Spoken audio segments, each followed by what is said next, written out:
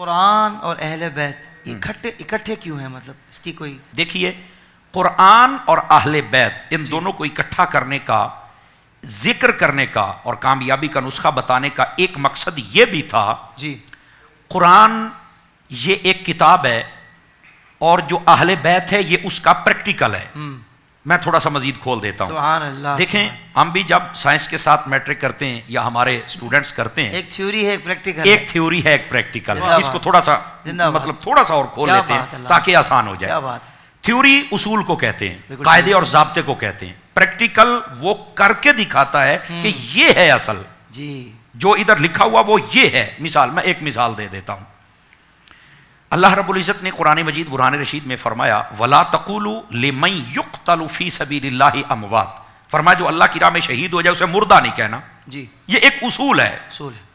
کیا کہنا ہے؟ بل احیاء، اسے زندہ کہنا ہے۔ اللہ کی راہ میں شہید ہو جائے مردہ نہیں کہنا، حالانکہ شہید ہو گیا ہے، جسم کے ٹکڑے ہو گئے، قبر میں چلا گیا ہے، پر فرمایا مردہ نہیں کہنا۔ اب بظاہر تو انسانی عقل بھی جواب دے جاتی ہے کہ بھئی قرآن ہے، ماننا تو ہے، لیکن اس کا کوئی پریکٹیکل بھی ہے۔ جب یہ امام علی مقام کربلا میں تشریف لے کے گئے، باقی شہداء کی میں بات نہیں، میں صرف آج خاص موضوع سمجھا رہا ہوں، تو آپ کو جب شہادت نصیب ہوئی جی تو آپ کا دھڑ مبارک کربلا میں تھا، سر اقدس نیزے پہ تھا اور حسین بول رہے تھے۔ یہ قرآن اور اہل بیت کو اکٹھا کرنے کا مقصد ہے کہ قرآن مجید یہ تھیوری کی کتاب ہے، اس میں تھیوری ہے۔ ہر تھیوری آسانی سے سمجھ آ جائے یہ ضروری نہیں ہے، بہت ساری تھیوری ہوتی ہے جب تک پریکٹیکل نہ ہو سمجھ آ ہی نہیں سکتا۔ تو اہل بیت کو ساتھ رکھا کہ یہ اس کا پریکٹیکل ہے، اور ایک آیت بطور انداز محبت میں نے آپ کی خدمت میں عرض کی تاکہ پتہ چل سکے کہ قرآن اور اہل بیت ان دونوں کو اکٹھا کیوں رکھا گیا ہے۔ قرآن تھیوری ہے اور اہل بیت اس کا پریکٹیکل ہے، اور وجہ بھی تھی قرآن اور اہل بیت کو اکٹھا ذکر کرنے کی۔ محبوب کریم صلی اللہ علیہ وسلم کے کلام میں حکمت ہی حکمت ہے۔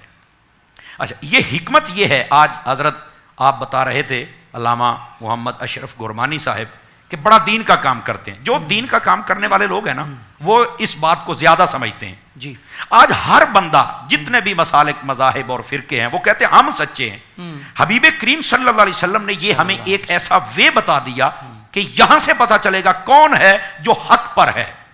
میں کسی پر تنقید نہیں کر رہا، لیکن حقائق میں ضرور بیان کروں گا، اور وہ حقیقت کیا ہے؟ قرآن اور اہل بیت یہ دو چیزیں۔ اب جس کے پاس یہ دو چیزیں بیک وقت اکٹھی پائی جائیں گی وہ بندہ کامیاب ہوگا۔ اب دیکھو نا، ایک بندے کے پاس اہل بیت ہوں اور قرآن چیز کی نام ہی قرآن نام کی کوئی چیز ہی نہ ہو تو بھائی تو کیسے؟ حضور نے تو دو چیزیں اکٹھی دی ہیں، یہ بات بڑی سننے والی ہے، تو وہ کیسے سچا ہو سکتا ہے؟ یہ فرق ہو جاتا ہے، اگر بندے میں عقل سلیم ہو نا تو فرق ہو جاتا ہے یہاں پہ۔ اچھا، دوسری بات، اگر بندے کے پاس قرآن ہو اور بندہ جناب کیا مصر کے قاری بلا کے حسین کی رات کی محفلیں کرے اور حسین کی محفل کرتے وقت موت پڑ جائے، جی سوچنے والی بات ہے۔ تو بھائی قرآن اور اہل بیت اکٹھا کرنے کا مقصد یہ تھا۔ تم بھی غور کرو، تم بھی غور کرو، اور میں یہ پورے وثوق سے بات عرض کرتا ہوں، پورے وثوق سے، پوری محبت سے۔ سننے والے بھی ذرا دل کا اور محبت کا دامن کھول کے میری بات کو سنیں۔